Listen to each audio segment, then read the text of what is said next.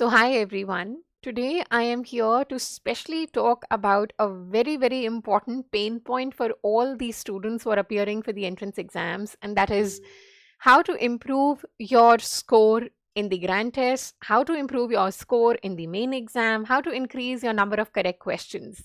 Yes, and we have all been hearing a lot about the 20th copy. Also, I've been getting a lot of messages about the 3 column strategy and how to implement it.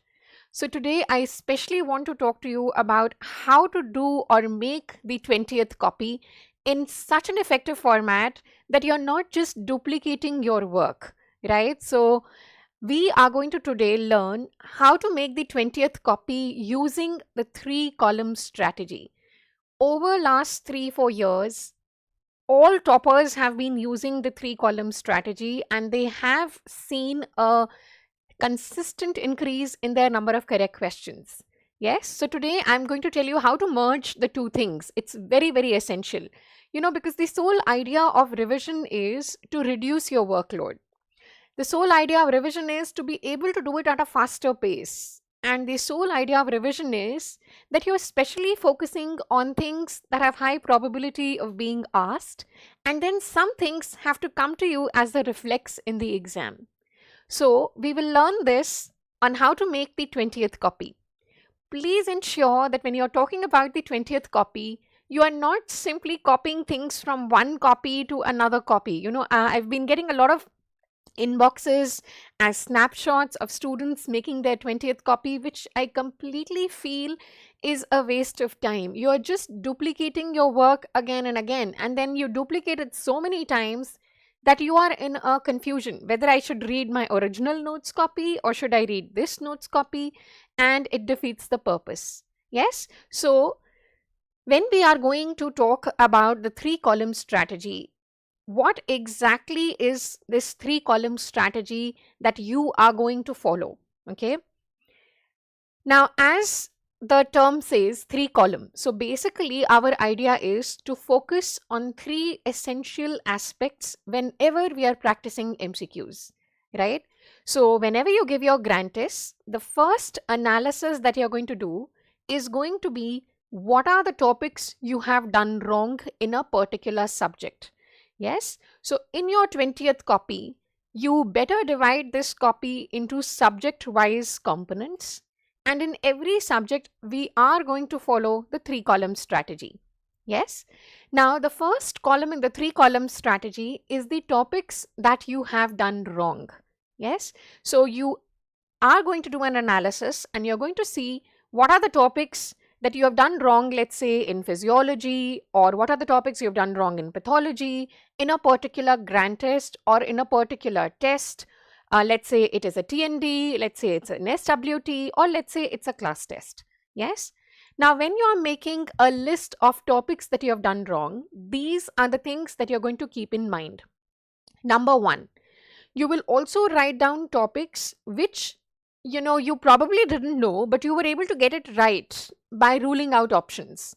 Now, in your preparatory phase, I want you to focus even on these topics, right? So you probably have got it right, but that was simply because of ruling out. You really didn't know much about that particular topic or you were confused. Yes, so it should include those topics as well. Second, whenever you're making a list about the topics you've done wrong, you have to be very precise. You have to be very specific. I always want to give this example. For example, let's say you appeared for a grand test and let's say you did 2 questions or 3 questions wrong on postpartum hemorrhage. Yes, then a lot of students would simply write in their column or topics which they have done wrong, they will write it as PPH. Now, you're not realizing, but when you write the broad name of a vast topic, it already is becoming a non-doable task for revision. Yes. So instead of simply writing down that PPH is what I've done wrong, I want you to be very precise. For example, you have to do an in-depth analysis and see in the topic of PPH, was it active management of 3rd stage that I did wrong? Was it management of postpartum hemorrhage that I did wrong? Was it something about amniotic fluid embolism that I did wrong? And then not only this, When you see that you have done, let's say, question on management of BPH wrong, I don't want you to write management of BPH. I want you to be again more specific. Now I want you to go and see that in the management of BPH, was it the drug dose that you did wrong?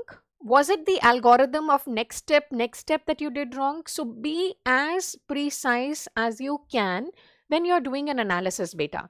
This is going to be very, very important because your 20th copy has to be a doable copy. It has to be a copy which gives you an insight. It has to be a copy which makes your weakness into strengths, right? So it is very essential. If you plan on revision, the only way you'll be able to do it is if you make the list very specific, very precise, to the point. Another common mistake that I see whenever I ask them to write down topics that you've done wrong, a lot of students send me a snapshot with the wrong diary saying they will write down the question that they have done wrong and then they'll write the answer. Please don't do that.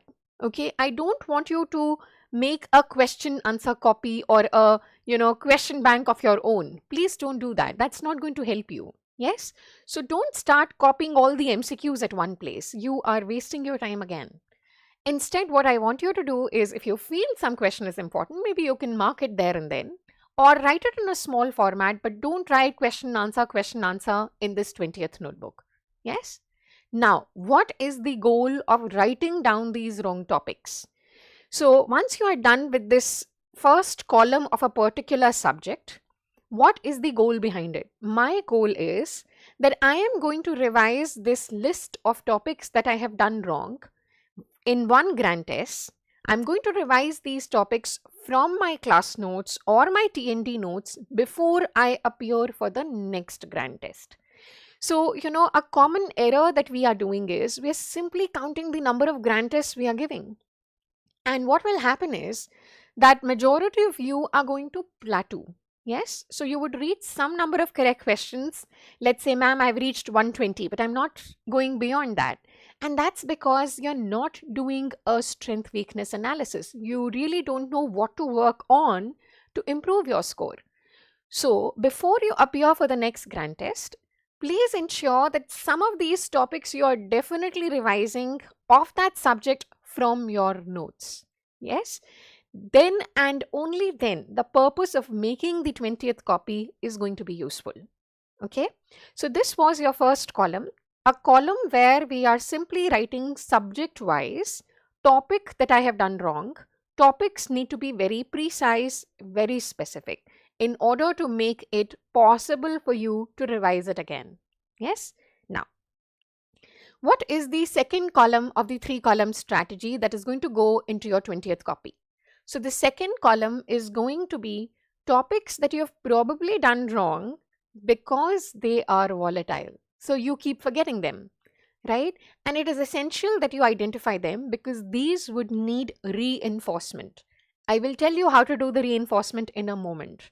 But it is very essential to pick up कि वो कौन सी चीजें हैं जो मैं बार बार भूल जाता हूँ या भूल जाती हूँ. Yes, so write down these topics again in a very precise way. I will tell you what exactly I want you to write in this column of volatile topics. So first thing I want you to understand is we are going to write these as points. I don't want you to write whole paragraphs of what you've forgotten. So it is only going to be bulleted points which are volatile. So most of the times when you talk about volatile things, they tend to be numbers or certain one-liners. And that is why you have to keep it like them. Yes, so you have to keep it in the form of points. Second, now once you have noted out these points that you have done wrong, you have to realize you are not trying to mug up everything. You're trying to do those volatile things which are asked in the exam. And that's where most of students go wrong.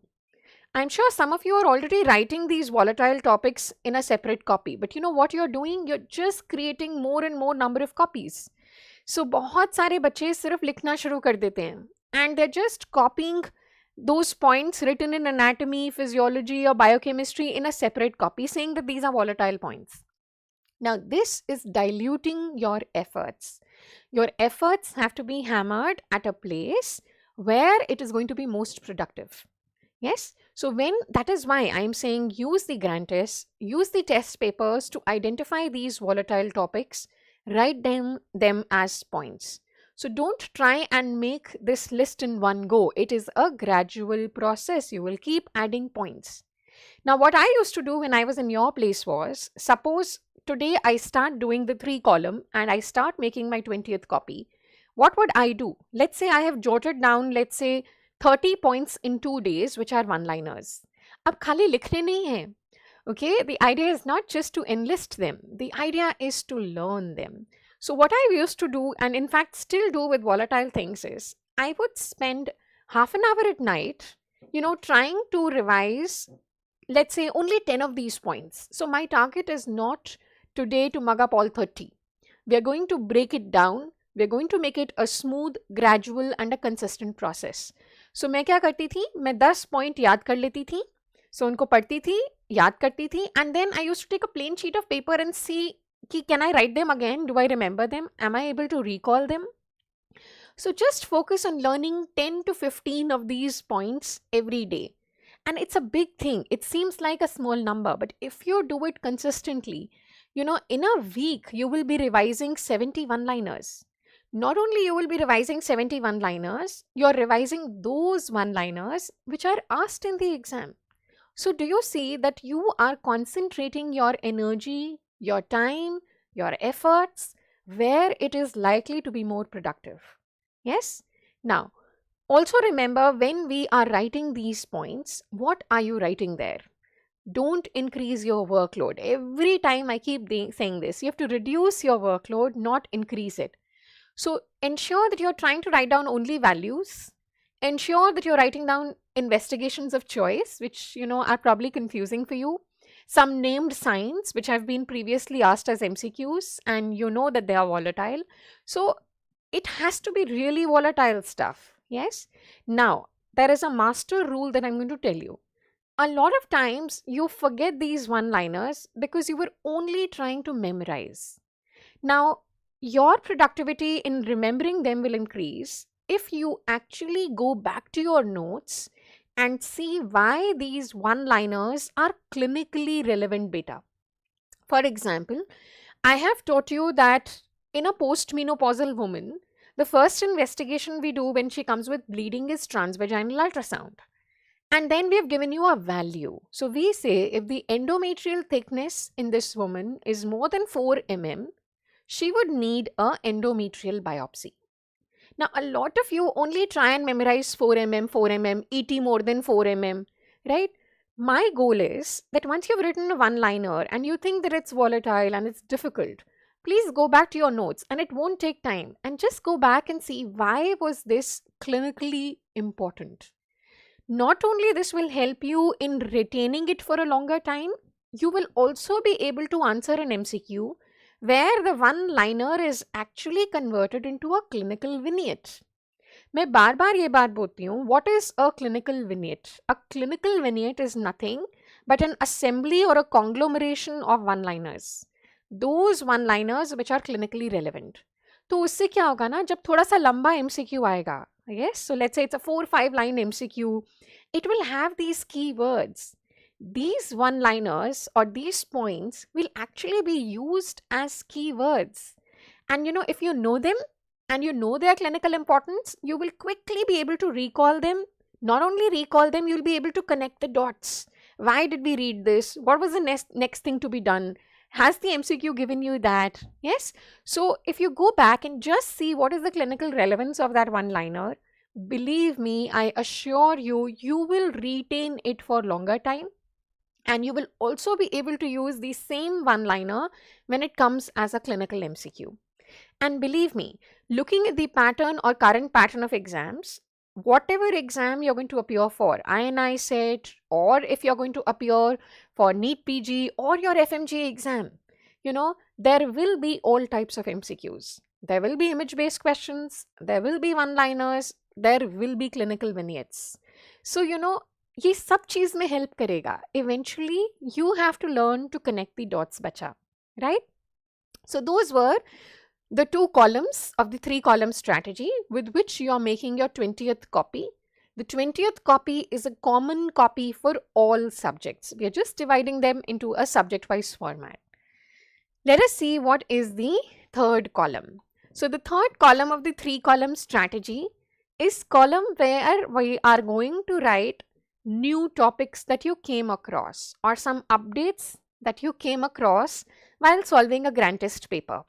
Yes, now this is a risky area, okay, because कुछ बच्चे इस समंदर में डूब जाते हैं और सिर्फ अपडेट्स ही इकट्ठे करते रहते हैं. So now this is my piece of advice for you. Now when we are talking about new topics or updates, बच्चे, सबसे पहले you have to see, was this topic already in your notes? Because that means that it was there, but you probably didn't know that it is likely to be asked. So, somehow when you were reading your notes, you left it out. Yes? Or you felt that, no, this is not important. This is a little over the top, or this is a little, extra information. So, let me avoid it. और होता है, ऐसा बहुत बच्चों के साथ होता है. So, now, if this new topic or update was in your notes and you've left it out, then it's a red flag. Which means you have to know that you can't leave it, because even your teacher thought that's important. Yes. And why do I say because the teacher thought that's important? Because we as faculty are in touch with these papers and trends and questions over a long period of time. So we have some, I would say sixth sense in thinking what can probably be asked in the upcoming exams. Yes, so if it is in your notes, bache, you have to go back and you have to read this so-called new topic from your notes. Okay, and jitna notes mein hai, utna hi karna hai. Whatever is given in your notes, that is enough. Don't Google search more and more information. There has to be a full stop that you're going to put on new information, because it will drown you. Okay, it will drown you. It will make all your efforts go in vain. Yes. Second, suppose it is a new topic or an update that you came across in the grand test, but it is not in your notes. It seems to be outside the notes. Then what do? Then you restrict yourself. This particular topic should be at the bottom of your priority. Please don't spend next half day trying to search more information about it. It's a waste of time, a waste of energy, and it puts a lot of self-doubt. Okay, so if it is a topic which seems like a new topic, which seems like an update, especially now when we are reaching close to the exams, and it is not in the notes, then you have to know that you have to limit yourself. Okay, so whatever is given in the grand test explanation or in the video solutions, you will restrict yourself to that information. No Google search, no journal search, no writing paragraphs about it. Okay, so these are some very essential things that we have to learn when we are preparing for competitive exams, when we are preparing with a limited time frame. Okay, so that again I would say, so that you're going to spend more time in revising. Okay, revising things which have high probability of being asked. Now, in case you're trying to search some information about this new topic because it was not in your notes, so now you're trying to Google search it, please ensure that you're using authentic resources for that information. Yes, an authentic resource could be a document by WHO or respective guidelines of different subjects. So you cannot just do a Google search and try and memorize everything that pops up. Okay, it has to be something from an authentic place. And if you are in doubt, ask your faculty. They will provide you whatever information you need. And in fact, they will guide you also. Ki beta itna hi chahiye, iske zyada nahi chahiye. And you have to have faith. Okay, it's not about things that you're going to collect. You're not going to become collectors. You're going to become people who are high achievers, people who are high performers. Okay, so those are the 3 columns that we must follow when we are making our 20th copy. Now, once you understand the 3 columns, which is topics done wrong, volatile topics, and new topics and updates, and as I said, we are doing this subject wise. in the 20th copy to make your 20th copy your go-to resource close to the exam, right? So 15, 20 days close to the exam, it should be just this 20th copy. But how exactly are we going to use it is what I'm going to tell you next. So first, when you are analyzing the grand test, there are 19 subjects. And then, the analysis becomes very difficult for some of you. And I agree, it can take even sometimes a day or even more than a day if you're trying to follow the 3 column for all 19 subjects. So let's convert it into more effective work. So instead of following it for all 19 subjects in one go, we will try and focus to follow the 3 column strategy for bottom 3 or maximum bottom 5 subjects. Let me explain you. Suppose you realize that, in this grand test, I have done maximum wrong questions in, let's say, pathology, pharmacology, and medicine. Now, how do you see the maximum wrong questions? So this is going to be percentage of questions and not number of questions. For example, medicine anyways is going to have a lot of MCQs. So the number of MCQs that you've done wrong may be more. But in radiology, if there were 5 MCQs and you did 3 wrong, then believe me, you need to work more on radiology because it is a very, very scoring subject. Short subjects, you have to do limited work, they are very scoring. So see the percentage when you are seeing the number of wrong questions. Okay, focus initially on only bottom 3. So you can start with bottom 3. And when you understand the process, you can extend it to bottom 5 subjects as well. Yes? Now, next, what am I going to do? So once you have made this 3 columns for your bottom 3 subjects or your bottom 5 subjects, what are you going to do? Now, before you attempt the next grand test, let's say you're going to give it after 10 days or 7 days or 15 days, whatever you think your gap is. Yes. So between this current grand test and the next grand test, you have to ensure that you are revising these, columns, revising these topics from your notes for these 3 subjects. So you have to ensure कि मैंने जो bottom 3 बनाया है for, let's say, ABC subject. For these ABC subjects, I am going to revise my 3 columns from my notes before I give the next grand test. Okay, this is very essential because if you're only making lists and not really working on it, beta ji, then again your marks will not improve. The main goal is to know कि मुझे काम कहाँ पे करना है. Yes, so once you understand where you have to work, believe me, you'll be super confident. In fact, you would not have to ask other people कि what should I revise? Ma'am, what are high yielding topics in obs and gynae? Okay, believe me, you'll become self-reliant, especially for the last 1 month when panic hits you. Yes, so this will ensure your panic gets down, you're more settled, you're more confident of the process. It's all about the process. Okay, so you're all putting in the hard work. But when you follow a process, when you follow a strategy, it's more likely that you are becoming a high achiever, and you'll be able to do it consistently, and you'll be able to do it in a limited time frame as well. ठीक है, सो एक grand test और दूसरे grand test के बीच में ये 3 subjects के 3 column revise जरूर करने हैं, जितने भी कर पाओ. That is why I said if you really have to revise, that is why I said that the list has to be specific. Only if it is specific, beta ji, will you be able to revise it from your class notes. Otherwise, it is going to be a completely, a task which is not achievable, and it'll leave you sad and disheartened. So be very specific the way I've taught you, be very precise and revise. Okay. Next, whenever you have revised this topic from your class notes, I want you to cross it or strike it. Strike it with a pencil, not with a pen, so that it's still readable. But this striking is going to give you so much confidence that you've converted one weak topic into a strength. You have revised it once. And this will help you in actually also identifying which topics are you repeatedly doing wrong even after revising. So suppose there is a question on ovarian hyperstimulation. You did it wrong in the first grand test, you revise it from the notes, but again when it is popping up, you did the question again wrong.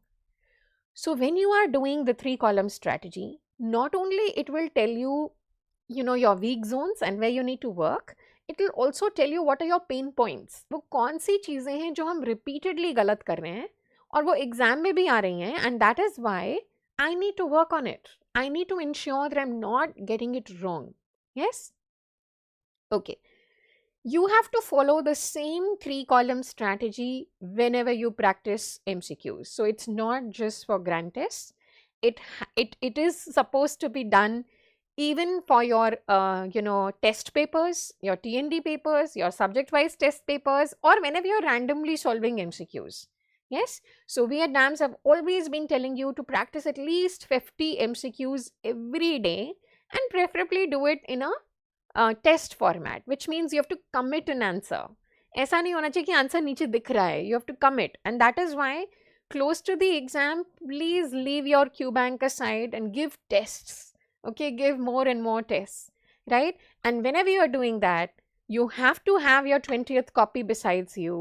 You have to fill in the 3 columns whenever beta ji you are practicing MCQs. इससे क्या होगा ना, आपका confidence level एक अलग ही level पे जाएगा. ठीक है, क्योंकि आप इतनी दिशा में काम कर रहे हो, आप इतना फोकस्ड होकर काम कर रहे हो, that you're bound to do it right. Okay, then what is the benefit of actually following the 3-column strategy between one grand test and the other grand test? So the benefit is that if you are actually revising your bottom 3 subjects, you will realize by rotation different subjects keep coming in bottom 3. For example, पहली बार आपने किया, let's say anatomy and pathology and pharma were in bottom 3. Now you've revised some of those topics, you give a grand test again, and now you realize, okay, medicine has come in bottom 3, radiology has now come in bottom 3, and so on. So, by rotation, all 19 subjects will keep coming in bottom 3 or bottom 5.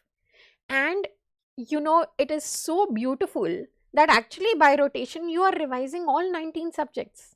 नहीं तो क्या होता है ना, and it's a passive revision, आपको पता भी नहीं है, this is only one part of your day और one part of your week. Yes, so आपको पता भी नहीं चलता है, but you are actually passively revising all 19 subjects. Not only are you revising all 19 subjects, you're revising those parts of that subject which are high yielding, which have high probability, which you are weak at.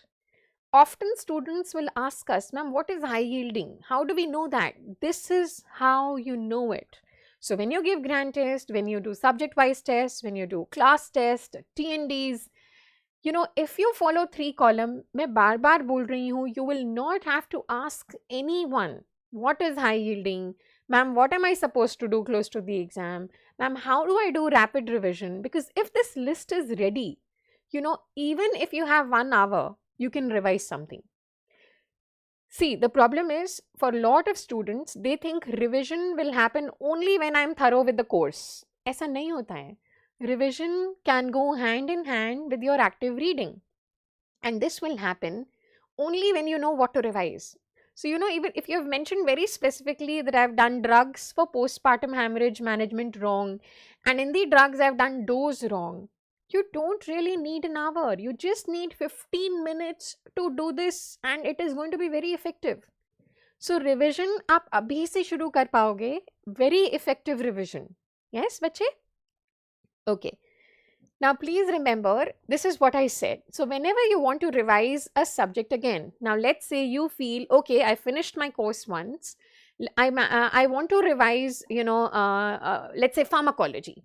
So a lot of bachas think I have to start from page 1 of my pharmacology copy and I have to read all the pages all over again. And what happens is, it takes the same amount of time because you are doing it exactly in the same way as you did in the first reading.